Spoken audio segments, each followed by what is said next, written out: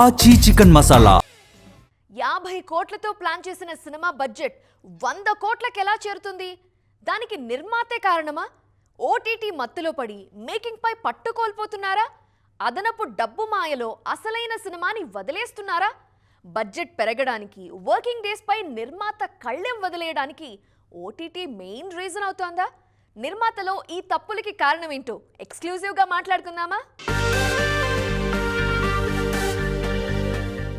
Corona ముందు వరకు OTT market అంటే ఎవరికీ పెద్దగా ఐడియా లేదు. కానీ ఎప్పుడైతే కోవిడ్ వచ్చిందో అప్పట్నుంచే డిజిటల్ మార్కెట్ పెరిగిపోయింది. అప్పట్నుంచే మన సినిమాల ఓటీటీ రైట్స్ కి రెక్కలొచ్చాయి. ఈ గ్యాప్లో హీరోల రెమ్యూనరేషన్స్ మాత్రమే కాదు, సినిమా బడ్జెట్లు కూడా లెక్కాపత్ర లేకుండా పెరిగిపోయాయి. కరోనాకు ముందు ఓ స్టార్ హీరోతో భారీ బడ్జెట్ సినిమా చేయాలంటే 100 కోట్లుంటే సరిపోయేది. కానీ ఓటీటీ మార్కెట్ పెరిగాక మీడియం రేంజ్ సినిమాకే 100 కోట్లవుతోంది.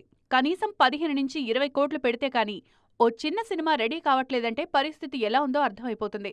కంటెంట్ పై కమాండ్ లేక బడ్జెట్లు పెరుగుతున్నాయంటూ నిర్మాతలు మొరపెట్టుకోవడం విడ్డూరమే.